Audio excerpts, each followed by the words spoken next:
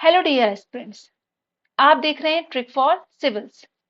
As we all know that कि UPPCS prelims 2025 में सिर्फ 75 डेज रह गए हैं। इसीलिए मैं लेकर आई हूँ 75 डेज मेक और ब्रेक स्ट्रेटेजी। तो ये वीडियो उनके लिए भी है जिन्होंने अब तक प्रिपरेशन शुरू नहीं करी या किसी रीजन से कंसिस्टेंसी नहीं बना पाई, और उनके लिए भी है जिन्होंने पूरा साल पढ़ा पर अब क्रूशियल लास्ट के 75 डेज को मैक्सिमम यूटिलाइज करना चाहते हैं ताकि कोई भी कंफ्यूजन ना हो, क्योंकि लास्ट के दिन ही डिसाइड करते हैं कि आपका नाम फाइनल लिस्ट में होगा या नहीं होगा। तो चलिए इस प्लान का पहले एक ओवरव्यू ले लेते हैं कि क्या क्या कवर होगा। ठीक है, डेली प्लानर है ये। इसमें हर दिन का मैंने रूटीन बनाया है कि कब क्या करना है, कितना करना है, कैसे करना है। ठीक है, फिर रिसोर्स क्या क्या रखने हैं, कहाँ से क्या पढ़ना है, प्रायोरिटाइज किसको करना है, किस सब्जेक्ट को ज्यादा टाइम देना है, किसको कम टाइम देना है, वो भी इंक्लूडेड है। फिर सबसे इंपॉर्टेंट है टॉपिक वाइज, कौन से टॉपिक इंपॉर्टेंट है किस सब्जेक्ट में, वो भी मैंने सब इसमें इंक्लूड किया है। तो ये पूरा प्लान है। अगर आपने इतना जितना मैं बता रही हूँ उस हिसाब से कर लिया तो आई कैन अश्योर यू कि आपका सिलेक्शन कोई नहीं रोक सकता। ये प्रीलिम्स आप क्लियर करोगे, पर जैसा मैं बोलूँ वैसे वैसे करते जाना। और इस वीडियो का एक एक मिनट बहुत इंपॉर्टेंट है, कुछ भी मिस नहीं करना, इसलिए इस वीडियो को पूरा एंड तक जरूर देखना। तो अब देखो 75 डेज का मेरा क्या प्लान है। मैंने इसको दो पार्ट में डिवाइड किया है। लास्ट के 20 डेज तो मैंने रिजर्व कर लिए हैं रिवीजन और एफएलटीज के लिए। ठीक है, और बाकी के 55 डेज जो बच रहे हैं ये, उसमें फुल सिलेबस कवर करेंगे। हो पाएगा? हाँ बिल्कुल हो पाएगा, क्योंकि हम पूरा सिलेबस नहीं करेंगे, गधा मजदूरी करने नहीं बैठेंगे, बहुत स्मार्ट वर्क करेंगे। जितना एग्जाम के लिए इंपॉर्टेंट है सिर्फ उतना ही पढ़ेंगे। अब कैसे करना है तो उसके लिए देख लेते हैं। सबसे पहले देख लो कि एग्जाम का पैटर्न क्या है, किस सब्जेक्ट से कितने क्वेश्चंस आते हैं। ठीक है, तो अब देखो सबसे ज्यादा क्वेश्चंस किससे आ रहे हैं, करंट अफेयर से 25 टू 30 क्वेश्चंस, ऐसे हिस्ट्री से 22 टू 25 क्वेश्चंस आ रहे हैं, ऐसे ही ज्योग्राफी से अराउंड 25 26 क्वेश्चंस आ रहे हैं। और ये एकदम से बूम हुआ है, ज्योग्राफी से बहुत कम क्वेश्चंस आते थे, पर एकदम से ना ज्योग्राफी में बहुत ज्यादा क्वेश्चन पूछने लगे। फिर पॉलिटी हो गया, इकोनॉमी हो गया, एनवायरनमेंट, साइंस एंड टेक। तो जितने भी मैंने ये लिखे हैं ना, हम उन्हीं सेक्शन पे फोकस करेंगे। ठीक है, और बाकी कौन से सेक्शन रह गए, एक तो ये मिसलेनियस का सेक्शन रह गया। अब इसमें कहीं से भी कुछ भी पूछ लेते हो तो हम वो करने नहीं बैठेंगे। जो मेजर पोर्शन है जहां से हमें ज्यादा क्वेश्चंस मिल सकती हैं हम उन पे फोकस करेंगे। जैसे यूपी स्पेशल हो गया, 2 से 3 क्वेश्चन आते हैं तो इस पर इतना ध्यान नहीं देना है। अब देखो टोटल क्वेश्चंस कितने आते हैं, 150। ठीक है, कितने मार्क्स का एग्जाम होता है, 200 का। अब इस हिसाब से एक क्वेश्चन कितने मार्क का हो गया, 1.33 मार्क्स। और कट ऑफ जो है मैंने वर्स्ट के सिनेरियो लेके चला है। कट ऑफ मैक्सिमम जो है 125 मैंने लेके चला है। वैसे कट ऑफ आपकी रहती है 110 से 120 के बीच। ठीक है, अब ये देखो कि आपको कट ऑफ क्लियर करने के लिए कितने क्वेश्चन सही करने हैं। तो कट ऑफ करने के लिए क्लियर करने के लिए कितने क्वेश्चन सही होने चाहिए, 90 टू 95। क्वेश्चंस कितने आते हैं, 150। तो अराउंड 60 क्वेश्चंस आप बिल्कुल हटा भी दो तो भी आपकी कट ऑफ क्लियर हो सकती है। हम सिर्फ सब में से थोड़ा थोड़ा चंक उठाएंगे जो कि पॉसिबल है, जो कि डुएबल है, जितना हम कर सकते हैं उतना उतना हर सब्जेक्ट से थोड़ा थोड़ा, इससे थोड़ा, इससे थोड़ा, इससे थोड़ा, सबसे थोड़ा थोड़ा कवर करेंगे जिससे हमारी कट ऑफ क्लियर हो जाए। हमें 200 आफ्टर 200 स्कोर करके टॉप नहीं करना है, प्रीलिम्स को क्वालिफाई करना। तो ट्रेंड क्या चल रहा है वो देखते हैं। तो अब ये देखो, ये यूपीएससी सीएससी 2023 का क्वेश्चन है और ये यूपी पीसीएस 2024 का क्वेश्चन है। ठीक है, मैं एनालिसिस नहीं करूंगी यहाँ पे, बस एक ओवरव्यू दे रही हूँ आपको कि क्वेश्चन का पैटर्न किस डायरेक्शन में मूव कर रहा है। अब देखो इसमें बोला है India has more arable area than China. The proportion of irrigated area is more in India as compared to China. The average productivity per hectare in Indian agriculture is higher than that in China. ठीक है, अब इसको पढ़ो। In comparison to USA, China and Japan, India has highest geographical area under cultivation. कुछ similar लग रहा है? तो क्वेश्चन का टाइप देख रहे हो, यूपीएससी सीएससी के स्टैंडर्ड के क्वेश्चन यूपी पीसीएस फ्रेम कर रहा है। ठीक है,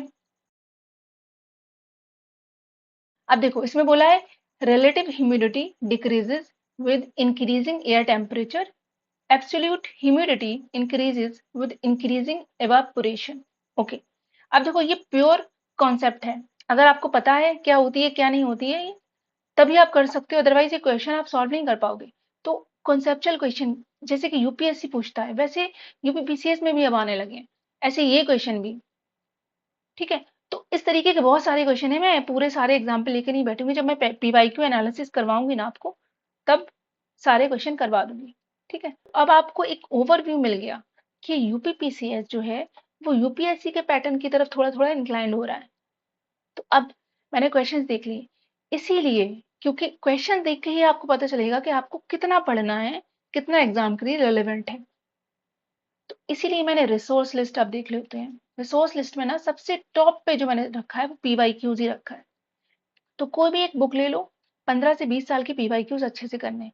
अब एनालिसिस कैसे करनी है, अब देखो क्वेश्चन क्या देते हैं, पीवाईक्यू एनालिसिस के नाम पे बस 4 ऑप्शन दिए, उसका आंसर दे दिया, कभी कभी तो एक्सप्लेनेशन भी नहीं देते पीछे, तो ऐसे नहीं होती है एनालिसिस।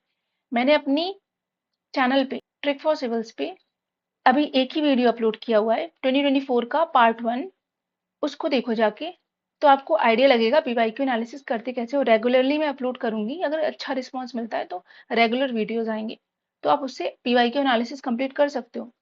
ठीक है, और एक सजेशन है कि वीडियो को जब देखो ना, 2 to 10 क्वेश्चन पहले देख लेना, फिर क्वेश्चन नंबर 1 देखना, जब आप देखोगे तो समझ आएगा कि क्यों बोला। ठीक है, तो पीवाईक्यूज सबसे इंपॉर्टेंट है, उसके बाद हमें पॉलिटी करनी है। अब पॉलिटी के लिए क्या सोर्स फॉलो करना है, लक्ष्मीकांत स्टैंडर्ड बुक है, एक ही बुक चलती है, तो वही करनी है। कोई और कर रहे हो, आई वुड नॉट रिकमेंड कि आप कोई और बुक करो, लक्ष्मीकांत कर लो। पूरी बुक करनी है, नहीं करनी है पूरी, कुछ टॉपिक्स हम कवर करेंगे जो इंपॉर्टेंट है, जो कि मैंने आगे सब्जेक्ट वाइज में लिखा हुआ है। ठीक है, लक्ष्मीकांत के वो टॉपिक करने हैं, उसके बाद घटना चक्र से उन्हीं क्वेश्चन की प्रैक्टिस करनी है। तो सबसे ऊपर पॉलिटी, फिर करंट अफेयर्स। करंट अफेयर्स के लिए कोई भी एक सोर्स, मैगजीन्स आती हैं, आई दृष्टि आती है, तो कोई भी एक मैगजीन लेके कवर कर लो, या फिर मैंने ये सोचा है कि टॉप 200 क्वेश्चंस करंट अफेयर्स के, वो मैं कवर करवाऊंगी एग्जाम से 1 महीना पहले। ठीक है, तो वो 200 क्वेश्चंस ऐसे होंगे कि ना एग्जाम में डायरेक्ट आपको कम से कम 70% करंट अफेयर्स के क्वेश्चन उससे कवर हो जाए, तो ये मेरा टारगेट रहेगा। तो अब देखते हैं कैसा होता है, जितना रिस्पॉन्स अच्छा मिलेगा ना, मैं उतना मोटिवेट होकर करवाऊंगी। ठीक है, अब मॉडर्न इंडिया के लिए क्या करना है, स्पेक्ट्रम स्टैंडर्ड बुक है, स्पेक्ट्रम बहुत बल्कि है, नहीं हो पाएगी, उसके लिए भी बहुत सेलेक्टिवली आपको पढ़ना है, वो मैं आगे अभी समझाऊंगी सब। ठीक है, घटना चक्र से उसकी प्रैक्टिस करनी है। अब इंडियन ज्योग्राफी, ज्योग्राफी का जो है ना एकदम से ट्रेंड बूम हुआ है कि ज्योग्राफी के बहुत सारे क्वेश्चंस आने लगे, तो अब ज्योग्राफी के लिए नॉन नेगोशिएबल है जो बुक, वो है एनसीईआरटी। किसी भी तरीके से इसका कोई सब्स्टिट्यूट नहीं है, आपको करना ही पड़ेगी। Fundamentals of physical geography class 11th की, और इंडिया फिजिकल एनवायरनमेंट, और ये तो इतनी पतली सी बुक है, इंडिया फिजिकल एनवायरनमेंट 2 दिन में आपकी कंप्लीट हो जाएगी। तो ये बुक कर लो, डायरेक्ट क्वेश्चंस मिल जाते हैं इससे, और कॉन्सेप्ट भी आपके क्लियर हो जाएंगे। ठीक है, फंडामेंटल्स ऑफ फिजिकल ज्योग्राफी ये भी बिल्कुल इग्नोर नहीं कर सकते, क्योंकि कॉन्सेप्चुअल क्वेश्चन आ रहे हैं, मैंने आपको पीछे भी दिखा दिए। ठीक है, अब वर्ड ज्योग्राफी के लिए क्या करना है, पूरा वर्ड मैप रटने बैठेंगे नहीं, सिर्फ पीवाई क्यूज में, जैसे कि कोई मेडिटेरेनियन सी पे आया है कोई क्वेश्चन, ठीक है, और अफ्रीकन कोई कंट्रीज पे आया है, तो हम बस वही वही पोर्शन तैयार करेंगे। वो पीवाई क्यू एनालिसिस जब मैं करवाऊंगी तो अच्छे से आपको समझा दूंगी। ठीक है, अब हो गया एनवायरनमेंट में, सिर्फ घटना चक्र कर लो, घटना चक्र में चैप्टर वाइज दिया हुआ है, उतना सफिशियंट रहेगा। ठीक है, और बाकी इंपॉर्टेंट टॉपिक्स वो आगे लिखे हुए कि कौन कौन से टॉपिक पे ज्यादा ध्यान देना है। अब देखो जनरल साइंस के लिए मैं बोलूंगी कि आप सिर्फ लूसेंट की बुक कर लो। लूसेंट जीके में चैप्टर्स हैं बायोलॉजी का, केमिस्ट्री का, फिजिक्स का, तो सबसे पहले बायो करनी है, फिर केमिस्ट्री करनी है, फिर फिजिक्स करनी है। ठीक है, और वो मोर देन सफिशिएंट है मेरे हिसाब से, उसके अलावा कुछ करने की जरूरत नहीं है। फिर भी अगर आपको फोमो हो रहा है कि भाई नहीं मैंने एनसीईआरटीज नहीं करी, मतलब कुछ रह गया, तो फिर उसके लिए क्या है, 6 to 10th की एनसीईआरटीज कर लो सेलेक्टिवली। सेलेक्टिवली करनी है, ऐसा नहीं है कि पूरी वर्ड टू वर्ड लेके बैठ जाओ। अगर आपको नहीं समझ आता है तो कमेंट सेक्शन में लिखो, मैं अलग से उस पर एक सेपरेट वीडियो बना के डाल दूंगी। ठीक है, अब इकोनॉमी पे आते हैं। इकोनॉमी में क्या करना है, अब देखो इकोनॉमी के क्वेश्चन 8 से 10 आ रहे हैं, 10 क्वेश्चन भी बहुत होते हैं वैसे, पर कुछ नहीं कह सकते, यूपीएससी के ट्रेंड पे धीरे धीरे जा रहा है, तो हो सकता है नंबर ऑफ क्वेश्चंस भी वैसे ही रखने लगे जैसे यूपीएससी पूछता है।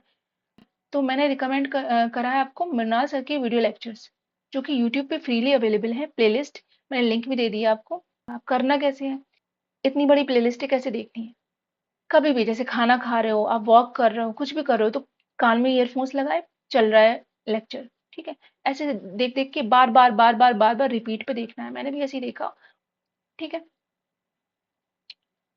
हाँ, और सेम स्ट्रैटेजी करंट अफेयर्स के लिए भी। ये कहाँ गया करंट अफेयर्स, ये करंट अफेयर्स के लिए भी जो मेरा 200 क्वेश्चंस का वीडियो आने वाला है, उसको भी बार बार, जैसे कि आपने देख लिया, आप ईयरफोन्स लगे हैं, कुछ भी काम कर रहे हो तो कान में चलता रहे, आवाज जानी चाहिए, क्योंकि आपको 4 ऑप्शन देख के टिक करके आना है एग्जाम में, लिखना नहीं है, मेंस नहीं है ये। हमें सिर्फ प्रीलिम्स क्वालिफाई करना है, कैसे क्वालिफाई करना है वो मैं बता रही हूँ आपको, वही स्ट्रैटेजीज जो मैंने खुद फॉलो की हैं, ठीक है।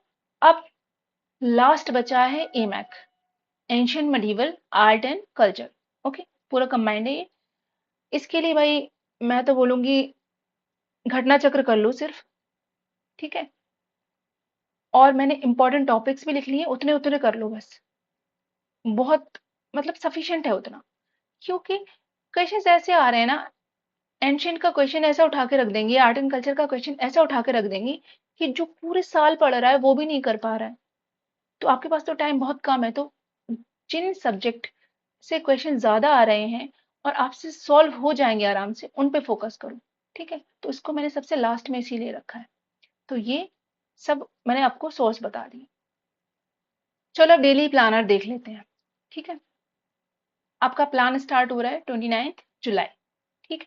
मैंने पॉलिटी को सबसे ऊपर रखा है, क्यों रखा है मैंने उधर एक्सप्लेन कर दिया है कि पॉलिटी का ना वेटेज बहुत ज्यादा है, डायरेक्ट क्वेश्चंस आते हैं स्टैंडर्ड बुक से, जो कि आसानी से सॉल्व हो सकते हैं, ठीक है। इसके बाद ज्योग्राफी रखा है, ट्रेंड बदल गया है, बहुत क्वेश्चंस आ रहे हैं, तो ज्योग्राफी कहाँ से करनी है वो भी एक्सप्लेन कर दिया है, एनसीईआरटी से करनी है, ठीक है। अब जैसे ज्योग्राफी 2 दिन पढ़ा है, उसके बाद ज्योग्राफी का सेक्शनल टेस्ट, फिर जिस दिन टेस्ट दिया उसी दिन उसकी एनालिसिस करनी है। एनालिसिस का मतलब ये नहीं होता है कि आपने देख लिया कि आपका कौन सा गलत हुआ, कौन सा सही हुआ, बस हो गया कंप्लीट, नहीं। मिस्टेक्स को एनालाइज करना है, नहीं समझ आ रहा है तो मैं एक क्वेश्चन पेपर को एनालाइज करके बता दूंगी कि कैसे करना है, ठीक है। तो वो हो गया। अब फिर पॉलिटी का सेक्शनल टेस्ट है, तो पॉलिटी का एनालिसिस समझ में आ रहा है, मतलब जिस दिन टेस्ट नहीं है तो आपने जो सब्जेक्ट पढ़ा सिर्फ वो रिवाइज करना है, और जिस दिन टेस्ट है तो टेस्ट का एनालिसिस करना है, ठीक है। और उसको अगर आप कुछ टॉपिक में आपको लग रहा है कि पढ़ने की जरूरत है तो उसको फटाफट रिवाइज कर लो हल्के, ठीक है। अब देखो यहाँ पॉलिटी ज्योग्राफी कंप्लीट मेरे हिसाब से 8 दिन में हो जानी चाहिए, क्योंकि बहुत से लोग ऐसे होंगे जिन्होंने पहले से पढ़ रखी होगी, और जिन्होंने पहले से नहीं भी पढ़ रखी है ना, तो उनके लिए भी ये सफिशियंट है इतना टाइम, क्योंकि हम पूरी लक्ष्मीकांत लेके नहीं बैठ रहे हैं, हम बहुत सेलेक्टिवली पढ़ने वाले हैं, सब्जेक्ट वाइज में भी मैं आपको बताऊंगी कि कौन कौन से टॉपिक आपको करने हैं, ठीक है। ऐसे इकोनॉमी मैंने बता दिया कि मृणाल सर की प्लेलिस्ट से आपको करनी है, फिर सेक्शनल टेस्ट। अब टेस्ट कहाँ से मिलेंगे, टेस्ट ऑफलाइन अवेलेबल हैं मार्केट में, ठीक है, टेस्ट सीरीज, और मिल जाती है आपको कहीं से मिल जाए, तो टेस्ट सीरीज सिर्फ एक कोचिंग की ले लो, ठीक है। क्योंकि मेरा हमेशा रहा है कि मैं पीवाईक्यू को ज्यादा इंपॉर्टेंस देती हूँ, कि मैं अगर पीवाईक्यू एनालिसिस करनी है और टेस्ट देना है तो मैं क्या चूज करूंगी, मैं पीवाईक्यू एनालिसिस करूंगी, ठीक है। मैं टेस्ट इतने मैंने बहुत कम दिए हैं टेस्ट, इकोनॉमी का टेस्ट दे लिया, फिर मैंने उसकी एनालिसिस कर लिया, ठीक है। अब इसके बाद एनवायरनमेंट का आ गया। अब देखो एनवायरनमेंट मैंने 5 दिन दिए हैं, तो ये कोई पत्थर की लकीर नहीं हो गई कि 5 दिन में आपको करना ही करना है। अब देखो ज्योग्राफी को मैंने 8 दिन दिए हैं, तो ये इसलिए कि ज्योग्राफी या एनवायरनमेंट आप इंटरलिंक करके पढ़ सकते हो, काफी जो टॉपिक्स हैं वो कोइंसाइड कर जाते हैं। अगर आपको 5 दिन से ज्यादा लग रहा है तो उस हिसाब से इस प्लान को आप रीएडजस्ट कर सकते हो, ठीक है। फिर टेस्ट हो गया, टेस्ट की एनालिसिस हो गई, ऐसे ही साइंस हो गया, टेस्ट की एनालिसिस हो गई। इसके बाद देखो मॉडर्न हिस्ट्री टेस्ट हो गया, कहाँ से करना है वो सोर्स मैंने बता दिया है, ठीक है। करंट अफेयर्स मैंने बता दिया है, पीवाईक्यू सब कुछ बता दिया है कि कहाँ से क्या करना है, तो ऐसे हो गया। अब देखो एक दिन करंट अफेयर्स, एक दिन पीवाईक्यूज। करंट अफेयर्स में देखो टाइम लगता है क्योंकि फैक्ट्स होते हैं याद करने में, तो बार बार उसको पढ़ना पड़ेगा, तो इसलिए वीडियो देख रहे हो तो बार बार वीडियो देखो, पढ़ रहे हो तो बार बार उसको रिवाइज करो डेली, तो ऑल्टरनेट रखा है, तो एक दिन करंट अफेयर्स, एक दिन पीवाईक्यूज, ठीक है। आप चाहो तो एक करंट अफेयर्स 1 घंटा कर सकते हो, 1 घंटा पीवाईक्यू, या फिर 2 घंटा करंट अफेयर्स, 2 घंटा पीवाईक्यू, जैसे मैंने लिखा है वैसे भी कर सकते हो, ठीक है। अब देखो मैंने 2 दिन बैकलॉग के लिए क्यों दिए हैं, क्योंकि हम लोग इंसान हैं, हो सकता है कुछ हो गया, बीमार पड़ गए, कुछ हो गया, कहीं जाना पड़ा, नहीं हो पाया कंप्लीट। आपने जो पढ़ा है उसको सिर्फ रिवाइज करो, और जिनका कुछ रह गया नहीं कर पाए तो वो बैकलॉग में कंप्लीट कर लो, ठीक है। अब मेजर सब्जेक्ट सारे कवर हो गए। अब पॉलिटी का रिवीजन, तो मैंने रिवीजन को दिया है। अब रिवीजन देके फिर एक सेक्शनल टेस्ट, फिर इकोनॉमी का रिवीजन देके फिर एक सेक्शनल टेस्ट, और देखो उसी दिन उसकी टेस्ट की एनालिसिस और रिवीजन जैसा चल रहा है ऊपर का। मतलब आपको प्लान अभी समझ में आ गया होगा ना कैसे है। अब मुझे एक एक चीज समझाने की जरूरत नहीं है। ठीक है, एनवायरमेंट रिवीजन, ज्योग्राफी रिवीजन, ऐसी ही बायोकेमिस्ट्री, फिजिक्स जो ऊपर पढ़ा सबका रिवीजन। अब फिर मैंने 4 दिन फिर से बैकलॉग के लिए दिए हैं स्लॉट 1 में। ठीक है, तो टोटल 8 आवर्स आपका बैकलॉग, कुछ आपका रह गया तो कंप्लीट कर लो। ठीक, अब ए मैक इतना लास्ट में लेके आया हूँ। क्यों इतना लास्ट में लिया है? क्योंकि इतना वो होता है ना बोरिंग, मुझे तो पर्सनली बहुत बोरिंग लगता है। और ये एग्जाम से आप कुछ दिन पहले पढ़ो ना तो याद रहती है हिस्ट्री, नहीं तो आपके दिमाग से बिल्कुल निकल जाएगी। तो इसलिए मैंने बिल्कुल लास्ट में रखा है ए मैक को। तो ए मैक को मैंने 4 दिन दिए हैं, बहुत ज्यादा है ये। ठीक है, 4 दिन इतना ही करना है क्योंकि इसको बहुत लीस्ट प्रायोरिटी पे रखना है। ठीक है, टेस्ट टेस्ट है इसका एक, टेस्ट के एनालिसिस रिवीजन, बाकी रिवीजन का। ठीक है, तो आपका 3 सितंबर तक सिलेबस कंप्लीट हो गया। ठीक है, एक राउंड हमने कंप्लीट कर लिया सिलेबस का, मेजर सब्जेक्ट सारे हो गए। आप क्या करना है, सिर्फ एफएलटीज देने हैं और रिवीजन करना है। ठीक है, तो 2 दिन मैंने दिए हैं 4 और 5 सितंबर को कंप्लीट रिवीजन के लिए। ठीक है, पूरा सिलेबस रिवाइज कर लो, उसके बाद चलेगा एफएलटीज। एक दिन एफएलटी, एक दिन मतलब ऑल्टरनेट रखा है मैंने। आप चाहो तो डेली भी एफएलटी दे सकते हो, पर मेरे हिसाब से इतने ज्यादा टेस्ट देने की जरूरत नहीं है। ज्यादा फोकस आपको किस पे करना है, पीवाईक्यूज पे करना है। ठीक है, तो एफएलटी रिवीजन ऐसे ही चलेगा। ठीक है, और मैंने स्लॉट 3 जो है उसमें पॉलिटी और ज्योग्राफी और करंट अफेयर्स रखा है। देखो पॉलिटी ज्योग्राफी बहुत इंपॉर्टेंट है। आप ये मान लो 20-20 क्वेश्चन, मतलब 20-20 क्वेश्चन ईच आ रहे हैं आपके, यानी कि 40 क्वेश्चन डायरेक्ट आ रहे हैं। समझ रहे हो आप? तो बहुत इंपॉर्टेंट है ये। तो आप ऑल्टरनेट कर सकते हो, एक दिन पॉलिटी कर ली, ठीक है, एक दिन ज्योग्राफी कर ली, और साथ में करंट अफेयर्स डेली चलेगा क्योंकि करंट अफेयर्स का वेटेज भी बहुत ज्यादा है। ठीक है, अब एफएलटी जो किया उसका एनालिसिस कर लो। तो ऐसे ही आपका चलेगा कब तक, 16 सितंबर तक, ऐसे ही करना है। ठीक है, उसके बाद अब देखो ए मैक हमने यहाँ कर लिया था। अब एग्जाम बहुत करीब है तो ए मैक फिर से कर लेंगे, क्योंकि हमने ए मैक पे बहुत कम दिन दिए, 4 दिन दिए थे, तो मैंने इसमें 5 दिन और दे दिए। आपको लग रहा है ठीक है, नहीं तो आप इसको कस्टमाइज कर लो, जो भी सब्जेक्ट में आप लैक कर रहे हो वो उसमें रख सकते हो। ठीक है, इसके बाद यही पॉलिटी, ज्योग्राफी और करंट अफेयर्स। फिर 22 सितंबर से पीवाईक्यूज और एफएलटीज करने हैं। देखो एफएलटीज आपने दे लिए, बहुत हो गए। ठीक है, 5 एफएलटी भी दे रहे हो, 5-6 भी एफएलटी दे रही है, बहुत है, मोर देन सफिशिएंट है। तो अब क्या फोकस करना है, सिर्फ और सिर्फ पीवाईक्यूज पे कि क्वेश्चन का पैटर्न क्या है, क्वेश्चन की लैंग्वेज क्या है, किस तरीके के क्वेश्चन आते हैं, एग्जामिनर किस तरीके से फ्रेम करता है, तो सिर्फ हमें वही फोकस करना है। ठीक है, फिर भी आपका दिल नहीं भर रहा है तो एफएलटी भी दे सकते हो, ऑल्टरनेट कर सकते हो। ठीक है, इसलिए मैंने ऑब्लिक करके लिख दिया है कि पीवाईक्यूज और एफएलटी। ठीक है, और बाकी यहाँ पे जो पॉलिटी, ज्योग्राफी, करंट अफेयर्स, ये तो आपका एग्जाम से एक दिन पहले तक भी चलेगा, अगर आप एग्जाम से एक दिन पहले तक पढ़ाई करते हो। ठीक है, और बाकी जो टेस्ट दिया उसके एनालिसिस, फिर बस वही रिवीजन रिवीजन रिवीजन, सिर्फ और सिर्फ रिवाइज करना है। एग्जाम से एक दिन पहले तक रिवाइज करना है, उसके बाद तो आपका देखो 12 अक्टूबर को तो एग्जाम ही है। तो ये आपका एक ओवरव्यू मैंने प्लान का दे दिया कि कैसे क्या करना है। ठीक है, अब सब्जेक्ट वाइज देख लेते हैं कैसे क्या करना है। देखो पॉलिटी में अब मैंने देखो सारे लिख दिए हैं, polity, modern history, geography, environment, economy. ठीक है, अब पॉलिटी में देख लो कि आर्टिकल्स, पार्ट्स, शेड्यूल्स, अमेंडमेंट्स। ठीक है, फंडामेंटल राइट्स, एफआरजी फंडामेंटल राइट्स है, एफडी फंडामेंटल ड्यूटीज, टीपीएसपी प्रियम्बल। तो इसी सीक्वेंस में आपको कवर करना है सारा, इससे बाहर क्वेश्चन नहीं जा रहा है पॉलिटी का। ठीक है, मॉडर्न हिस्ट्री मैंने स्पेक्ट्रम से बताई है, देखो स्पेक्ट्रम की यूनिट अगर आप स्पेक्ट्रम से कर रहे हो तो यूनिट 9 सबसे पहले करनी है, फिर 7, फिर 8, फिर 5, फिर 3, फिर 6। नाम भी मैंने लिख दिए, और डिटेल्ड ब्रेकअप भी मैंने दे दिया है कि टॉपिक कौन कौन से कवर करने हैं। देखो आईएनसी के सेशन है, गांधीयन एरा, क्रोनोलॉजी। ठीक है, ट्रायल्स, न्यूज़पेपर जर्नल्स। ठीक है, और ये सब कहाँ है, ये स्पेक्ट्रम की पीछे जो अपेंडिक्स होती है ना उसमें से कवर करना है आपको। तो इतना जो लिखा है ना मैंने, कास्ट मूवमेंट, पीजेंट मूवमेंट्स, ये सारा उसमें बहुत अच्छे से दिया हुआ है, तो वहीं से आप कवर कर लो। और फिर क्वेश्चन की प्रैक्टिस कहाँ करनी है, या तो एफएलटीज जो आपने दिए, सेक्शनल टेस्ट जो आपने दिए उससे, और या फिर घटना चक्र से कर सकते हो। ठीक है, अब ऐसी ज्योग्राफी का देखो, इंपॉर्टेंट रिवर, सिटीज, ये सारा कुछ मैंने दे दिया है, ठीक है। ऐसी एनवायरनमेंट का, ठीक है। मैं लाइन बाय लाइन एक एक चीज पढ़ाने बैठूंगी ना तो वीडियो बहुत लंबा हो जाएगा। तो इसलिए जो है ना, आप लोग ये सब इसी फाइल से, एक्सेल फाइल से देख लेना। अब ये एक्सेल फाइल की एक्सेस कैसे मिलेगी? इस वीडियो पे 500 व्यूज, 50 लाइक्स और 50 कमेंट्स, बहुत छोटा सा टारगेट रखा है क्योंकि मेरा चैनल नया है ना। इस वीडियो पे जैसे ही 500 व्यूज, 50 लाइक्स और 50 कमेंट्स हो जाएंगे ना, मैं या तो पीडीएफ डाल दूंगी इसके बना के, या फिर ये एक्सेल फाइल ही मैं डिस्क्रिप्शन में लिंक दे दूंगी, तो आप इसको कस्टमाइज भी कर सकते हैं।